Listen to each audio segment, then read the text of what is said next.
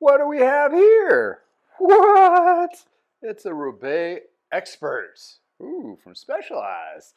Specialized. All right, we have a lot to talk about on Specialized Roubaix.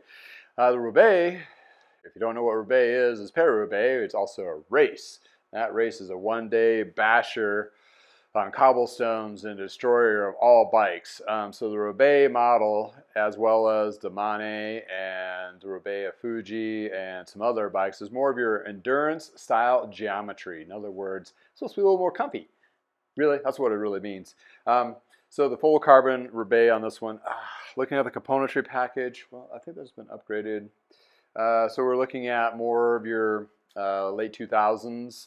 The components on this are definitely like the 2009 to 2012-ish internal cable routing with the Ultegra 105 or Ultegra componentry. So pretty good stuff. Workhorse has a double up front with 10 speeds in the back, I'm pretty sure. Definitely the wheels, they are Revolve wheels. So this individual bought the bike, I believe, used and then replaced cables and housing on their own, which is great. I'm a total advocate of those to just give it a try. And if it doesn't work out, then you can take it to the shop. Therefore, you're learning a little more about your bike and how things work, in addition to may save a little money. And also, it's always good to know, because we're out on the trails and something goes wrong, or something actually usually goes wrong on somebody else's bike, you have a little bit of insights and knowledge to be able to do those fixes. So it's always good. But this one's for a tune-up. They brought in 2 of them.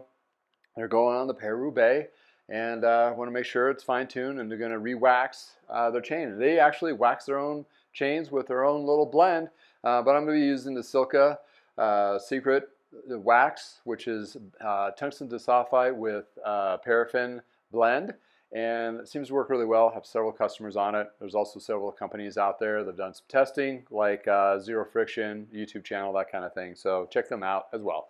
But I'm going to be showing, or actually doing, the re-wax on that, which is a little bit easier process. I have a video link below showing you how I do that. More of my updated version of waxing and also re-waxing. In any case, you can save money there too and do it yourself. Here we have it. Ah, boy, beautiful. Yeah, so full carbon, great wheels, good componentry. Excited to work on this. Basically, they have the standard tune. They just want to do a once-over, but since they brought in a couple of bikes and they are good customers of mine, I'm going to do a little extra something. Maybe ceramic the frame, maybe clean the drivetrain. We'll see. Check it out after this. Also information, also below in the description. So hang out and let's do the ride.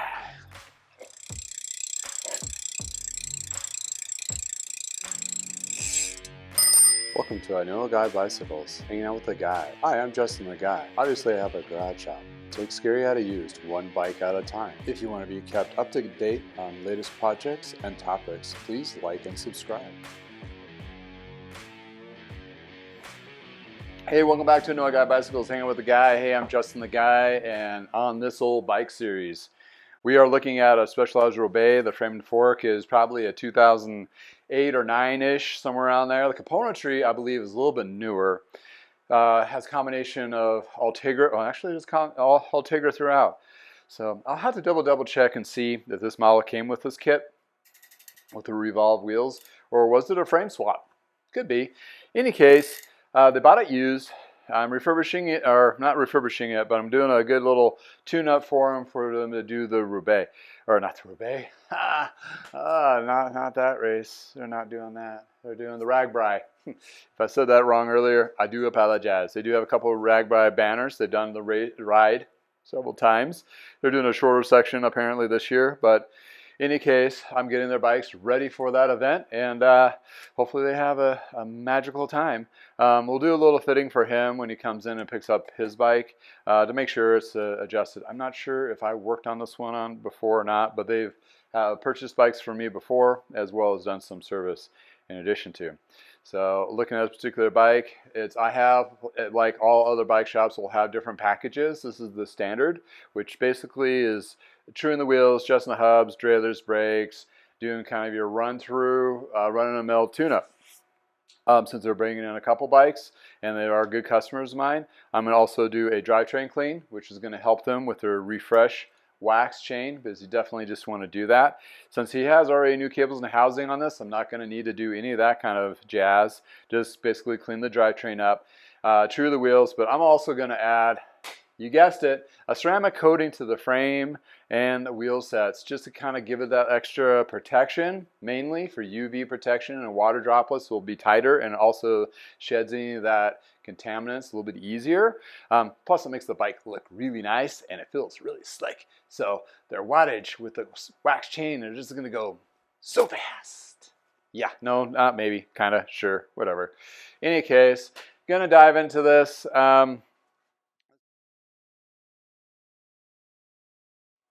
This particular bike is actually pretty nice. The Revolve wheels, which is Specialized house brand wheel set, and they have, well, what kind of tires are it? Continentals. So we'll do a little cleanup on those. The Revolve wheels, I'm sure it's a acquisition company. I'm not that familiar with it, but they've been around. They make a plethora range of wheel sets for Specialized, and they still use it, just like the Bontrager for Trek, and there's various other brands too for other lines, just to kind of make the bikes look or sound more appealing when they're selling them, instead of saying Specialized wheels. So they can also cater to cross marketing. For example, if you have like a custom titanium bike or whatever, instead of having Specialized wheels on there, you can put Revolve wheels on there. And then they're still making the money. It's a whole company power money grab scenario. Check those kind of recently ditched all their secondary, third brands, and they've basically gone back to just straight Trek. They have a whole bunch of laundry list of excuses for that, but at the end of the day, you weren't fooling anyone. And at today's day and age, they may not even know who Bontrager is. Bontrager was the individual that was one of the highlighted individuals back in the day that was revolutionizing the steel frame market back in the 80s and the 90s. Very smart cat, has a couple big degrees, that kind of thing. But in any case,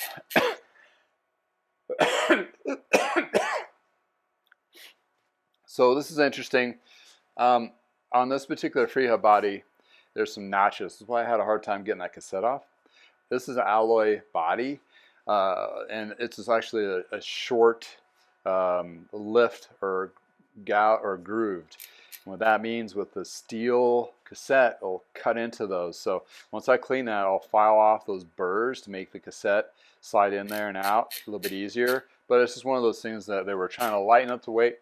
Nowadays, they have ones with deeper cuts into the aluminum free hub bodies, where it gives that more support and less causing that to cut. Worst case scenario, it would actually cut through finally all the way through, which I've never really seen personally, but I'm sure it has happened. Or you got a cassette on there that you just can't get off because it burred up so much underneath. So something to think about and be leery of on aluminum free hub bodies. But it's pretty far and few in between type situations. Here we go on the front. I'm going to clean the skewers too. That's a good way just to get all the gunk out of them, so it's a little bit easier to use. And also refresh it with a light lube with, I use Triflow for a light lube, and I use the Finish Line premium bearing grease for any other type stuff for coatings. That just seemed to work really well. Oh yeah, smooth hub there. Let's see. Oh, that's smooth as well. So don't think I'm going to have any problems with the wheels, but we won't know that until I actually start cleaning them and truing them. So to save the cables and the housing on this guy without cutting those ends, I'm going to see if I can do the crimp pop. So basically you take that alloy cap and compress it the other way that how it was installed, and try to save that end of the cable from fraying. That's supposed to keep it from fraying. That's what these little guys are. And I'll replace them with some nicer ones, or not nicer, but different ones. Maybe some color-coded ones. Something that'll match the blue. I like to do kind of fun things like that. The chain on this guy has a power link or a quick link, depending what brand, but you use a tool like this here to open it up. That's what makes chain waxing easy, because if you're able to take your chain on and off with just a simple tool, then it's easy to re-dip these. And basically, when you're re-waxing the chain, you don't need to re-clean it. I mean, you can rinse it off, that kind of thing. But when you do re-waxing, and I'm doing a two-part system. One bath has like a screen underneath it, so it'll catch the settlements underneath. And then when it's in there for 5 or 10 minutes, then I push it over to the next one, which is fresh wax, and that way it cleans it and re-waxes, and you don't have to do that supersonic, ultrasonic cleaning to strip everything, because technically you're just refreshing the wax. Also, you can use like a drip version wax. This is like pure wax from, not pure, but Silka has a superior secret chain coating, they call it. It is the same thing as their hard wax, which is tungsten disulfide with paraffin, with this emulsified with 10% water. So with that 10%, when it evaporates, you leave 9% of the wax coating. If you do it, coat it 3 times, then you're about 98, 99% coated, and you basically wax your chain with this without doing a heating element. Heating element is always better because it always gets to those little micro surfaces. But if you have a wax chain and you need a quick refresher, like a couple hours later refresher, put a drop on this in each link and massage it through and let it dry. It'll re-wax itself in a sense to keep going and get a couple 100 more miles out of it until you get a chance to actually do the dip. Maybe actually longer. Really haven't tested that yet. But in any case, that'd be one of those zero friction questions. So this guy I'll hang up and wax when I get to that point, but for right now I want to pull everything off and give it a good cleaning. So I popped the caps, so therefore enables me to, actually I didn't need to do that on the front derailleur, my bad, because the cable doesn't go through the derailleur. But we're going to take this off. I'm going to scrape off any gunk that might be on the jockey pulleys, because there's a good chance that this was waxed not on a perfectly clean drivetrain, which happens a lot. Because you'll take, it'll be wiped down or whatever, but it has probably not been super ultrasonic cleaned prior to that. And doing this is going to give that wax the best opportunity possible to work and protect, because you have a little bit extra. And you'll get a little wax buildup, not a huge amount, but enough on some of the contact points like the jockey pulleys and so forth. But other than that, nothing really too serious. In addition to, I like to take the pedals off on these guys. Just makes it easier to clean that crank. And I'll throw the pedals in there too, just kind of give it a refresher. Because they get kind of dirty and gunky. And if you put grease on these springs, on the pedals, they'll keep them from rusting. I've seen a lot of the Shimano pedals, older ones, that have that rust buildup on the springs. So I think this is kind of like a easy gym, diamond in the rough kind of thing. He did mention he had some shifting issues. I believe it's the derailleur hanger. That was the main problem of alignment. But we'll double check that, and that's standard in my tune-up. So that's not going to be an overly huge lift for me to do. Whoop. Got my watch. Drop that, make sure that's on the smallest cog up front before I take the derailleur off. And yeah, I shouldn't have to take the front cage or the bottle cage off to get to the derailleur. And then,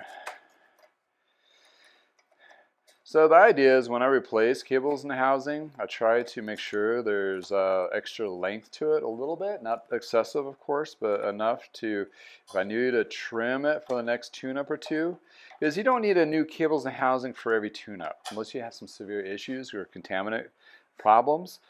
So you can get that cables and the housing to last several years, and in that case, if you have a longer end, You can trim back a little bit if need be, if it gets compromised, and still reuse that cable. Cables usually don't wear out per se because they're already pre-stretched cables. The housing, on the other hand, can get compromised and get gunk in there, or the UV can crack the casing on it, all that. The only real break point on cables is a lot of times in the shifter.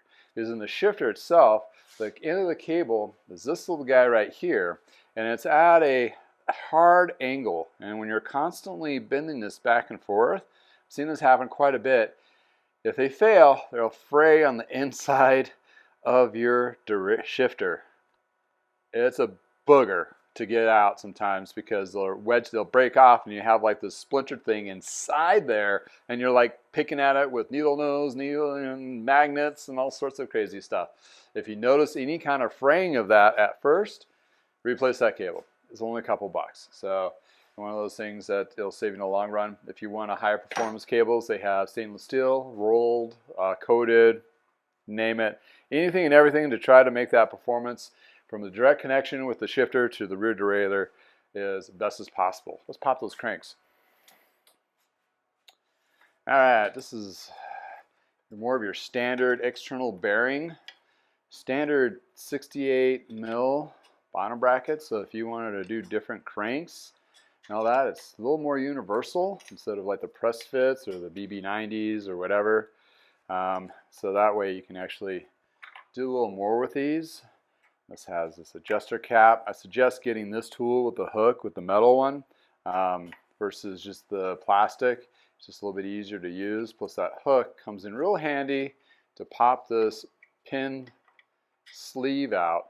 And that pin is inside, and you have to pull that out to be able to get that crank arm to come off. So we'll set this guys down. Put my tool back where I know where it is. And that slides right off. And there's that hole where that pin fits in. So we're going to clean all this nasty gunk off and check the bearings and give this a good cleaning so that new freshly waxed chain has something really clean to roll on. And while we're here, then we're going to fill these bearings. They feel smooth. If you need to replace these, 30, 40 bucks, not very expensive, pretty easy to install. But this is a great time to do that. And also with the Specializes, they'll have their serial numbers down here. A lot of companies do. This used to have more of an informational tag. Oh, it's up here actually. Born date. And this bike was born on October 31st. Halloween bike of 2009. There's our year in Taiwan, made by Merida. 2009. That might have the right component package on it. It is an Expert. It has Ultegra on it. So if you look in the blue book or the Specialized archives, I'm sure you'll find all the special specs. So this may not have been upgraded. It may be an already spec that way. So without looking at it, I can't remember. I mean, come on, I'm old. In any case, I've been working on bikes like every day, day in and out for a long time. In any case, so that's a cool little gold nugget information. I'll try to keep it clean and not actually wipe off that, because they are a paper sticker and they just, you know, if you use any kind of cleaner or solvent, that's why it's faded right now, it would wipe off to nothing. So I'll take a picture of it beforehand and the serial number will be down here too. This is where all the scaries are, so I want to get a good cleaning down here as well to kick up and spray. And with the ceramic coating, this will prevent or help clean and shed this stuff off in future rides. And then I inspect underneath here because I found cracks and carbon and so forth underneath, and car racks usually eat up this area too with this clamp down on top of that. So note on that. So let's get on to cleaning. So more on a standard tune, I'm just going to be rinsing the frame, a little bit of light cleaning, and just kind of prep it for having a ceramic coating put on it. Nothing really too detailed in that aspect of using the buffer, Dremel tools and all that, what I've done at other detailing. Just want to basically have a clean surface for it's going. Same kind of concept you're doing with the cars. With the ultrasonic cleaning, I'm going to clean the drivetrain. This particular coating and also the other coatings that Ultegra will have, and Dura-Ace, and some of them, it has a thick coating on there. I like to run my ultrasonic cleaner at room temperature. That prevents that boiling or the scarring or removing. This one doesn't, this is actually etched, but it keeps the stickers and so forth intact. If you have really stubborn stuff, Like for example, like the chain rings, then you'll just take the chain rings off the crankset and cook the chain rings and cassette.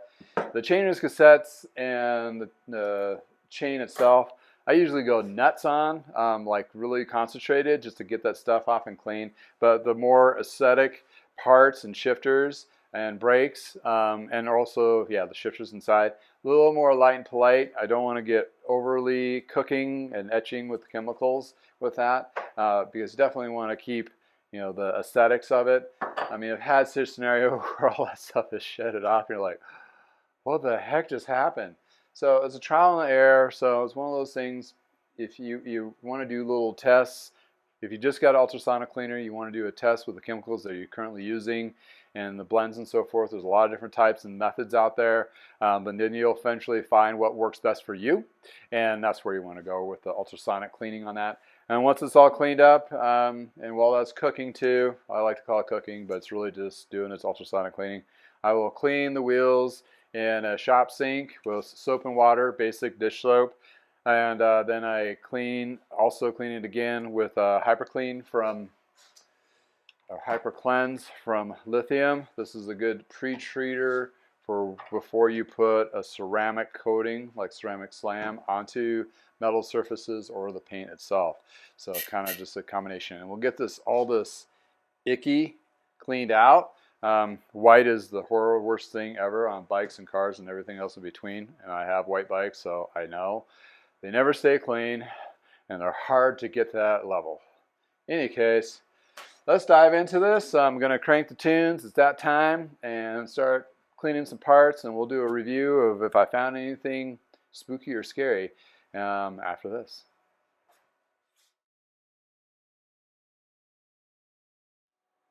Well, there we have it. Ooh, a freshly waxed chain, still dripping. Fresh, new wax. There's my old wax with the strainer underneath. Kind of like do this, shed all the old wax off, and boom, we put it on fresh with the secret chain blend from Silka. We'll do the trick using a chain tool to shed this excess wax off once it's dried, but it's still quite warm. And then we got the clean cassette, as much as I can get it clean. That one was a tough one. Got our pedals, skewers, front and rear derailleur, ultrasonic clean, and I put a little ceramic coating on it because I did a little ceramic coating on the wheels. Look how magnificent. That white really pops, doesn't it? And cleaned out that freehub body area where I did file down the little areas there where the burrs will cause problems, and kind of cleaned it up. Put some good fresh lube on there, hopefully that'll prevent or slow it down anyway. But there's their wheels, super clean and ready to ride.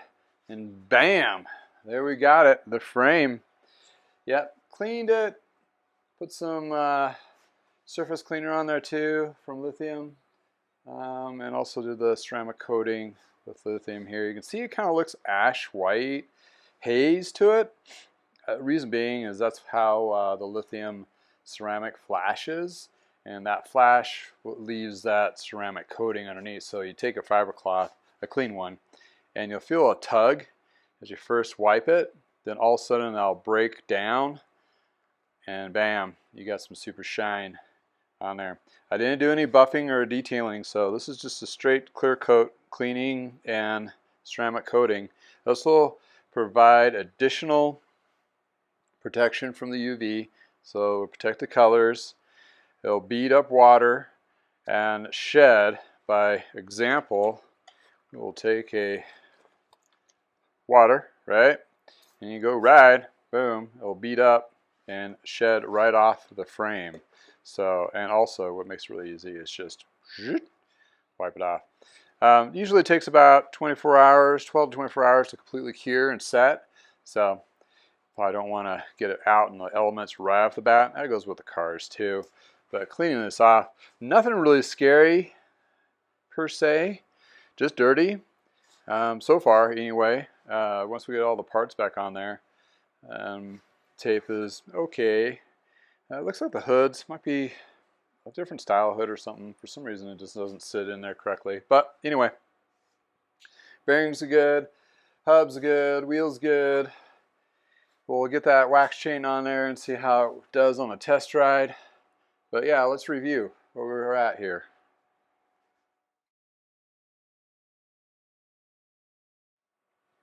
So this is the standard basic what have you tune-up with the extra kick with the drivetrain clean, which would be my next level up.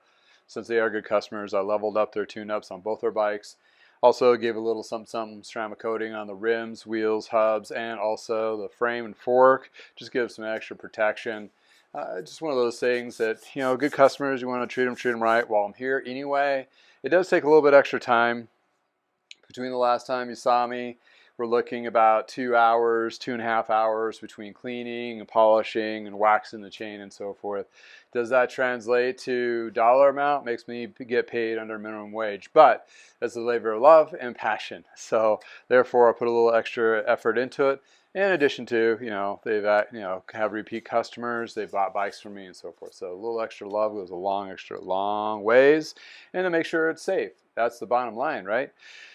In addition to, this bike will hit not the Roubaix, but this is the Roubaix. Made that mistake before, the Ragbri, and hope they have an excellent time and the bikes are not any kind of problem if they have any. That's just the source there.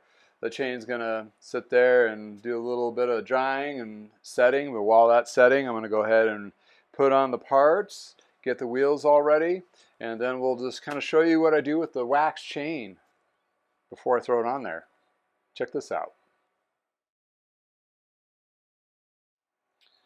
We got our chain stiff as a board, right? So after the wax, take it off its little hingy hooky that I modified to fit in here, which works really well. You take the chain and take it in this chain tool or chain cleaner, which I never used it for cleaning chains. It was always just used for wax. And what these little brushes will do will help break down that wax. And I just kind of, since I did the power link to it, it's one continuous chain, so I just keep going, do about 10 in each direction, then I flip the chain over.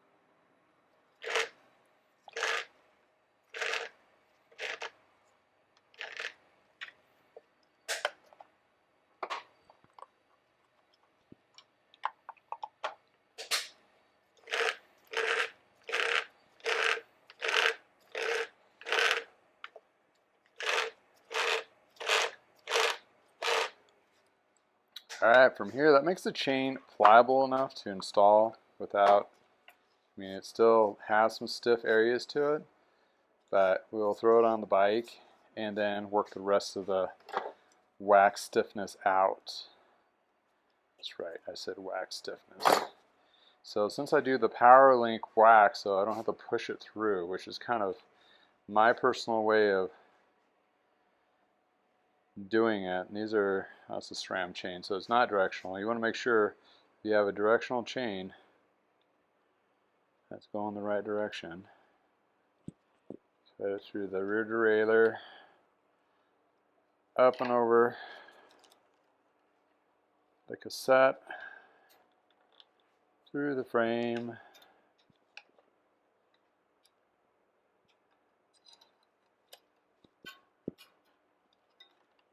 through the front derailleur, and there we have it, boys and girls. If we are lucky, we can get that to fit in there, and you reach for your tool and get it to click in place.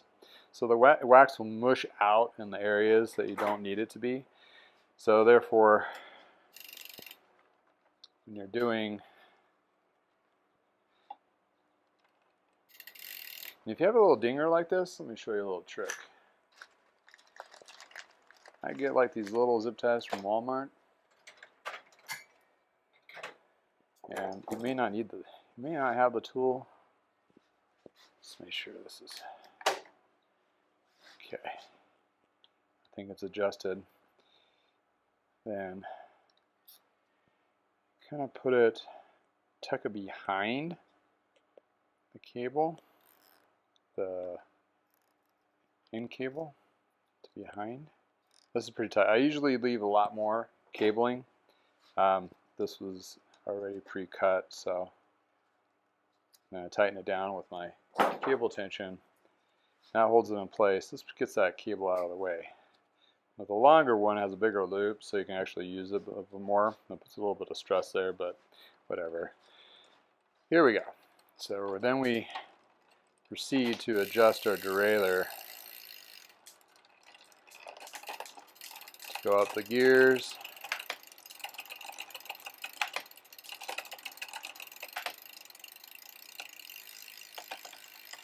I've noticed some housing binding on this, so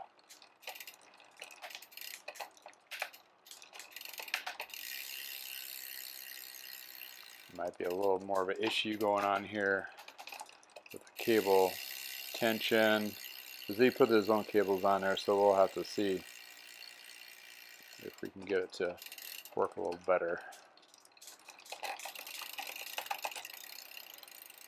It's the big in the back, and check your big up front.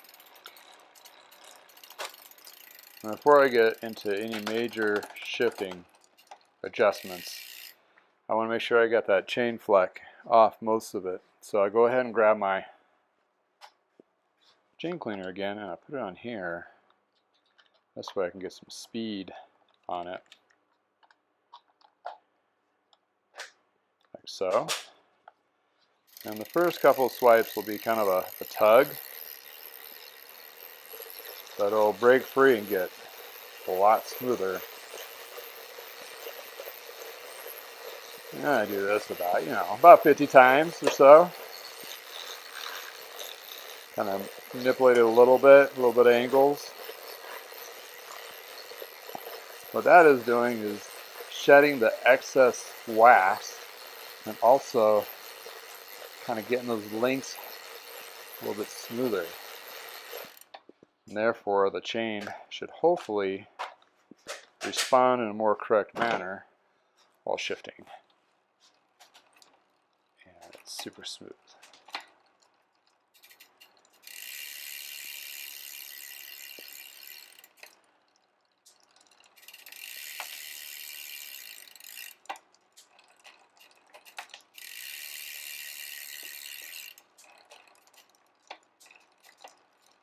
Like so.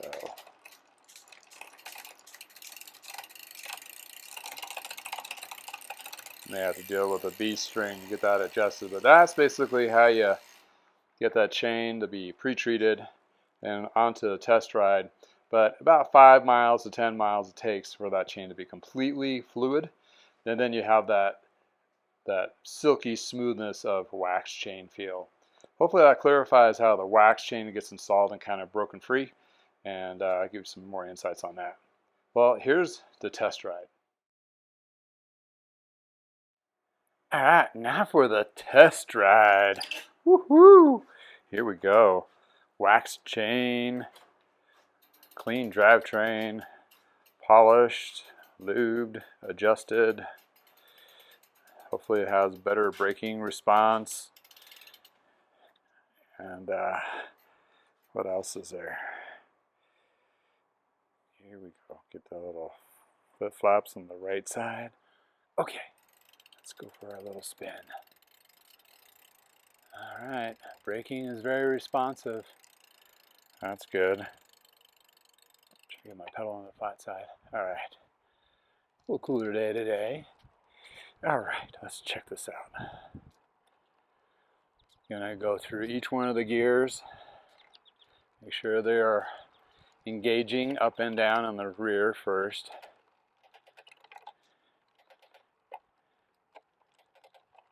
These particular shifters are newer generation where they used to come out cabling and then they're internal, and they're a little more finicky than the newer generations that are out now. It's like Shimano is kind of figuring out their internal routing. So we've got some good shifting in the back. Now let's check the front. Woo! Super smooth. Again, with a wax chain, first 5 miles you want to be kind of diligent on shifting, gentle, not forcing or grinding while shifting. That's a good habit to have anyway while riding. And yeah, all right. Do the cross chain thing. There we go. And we're going to check the lower gears for tension. Even though it's not a new chain, I want to make sure it's not jumping. These kind of shifters kind of have to overshift a little bit. I don't know if it's the type of housing that could be improved. I might have to play with it with my 105 version of these. But in any case, this bike rides really smooth. The Roubaix I ridden one of these one summer and super comfy. I wouldn't say the fastest accelerating bike, but definitely a comfortable bike. Has all those kind of comfort features to it. Cross chaining there, so drop that down. There we go. And granted, this guy is probably on the verge of getting a new chain here soon, and that might help with the shifting a little bit. But in any case, it's going to work for him quite nicely. Nothing really scary on this bike per se.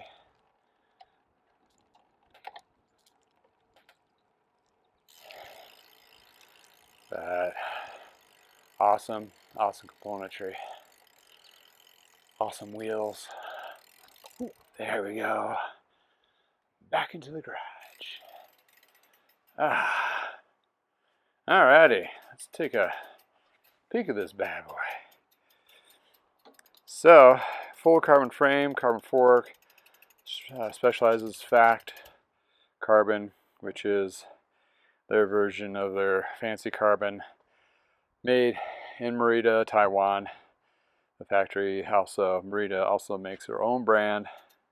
Merida is also a parent company of Specialized, or not parent, but bought some of the stock. So in any case, needless to say, it's a great little bike. It's going to go on a great little ride, and not more I can say. It's going to have a super shine. Too bad it's not sunny right now. You can definitely see the smoothness of the clear ceramic coating. Then I'll cure over 24 hours and be like super nice.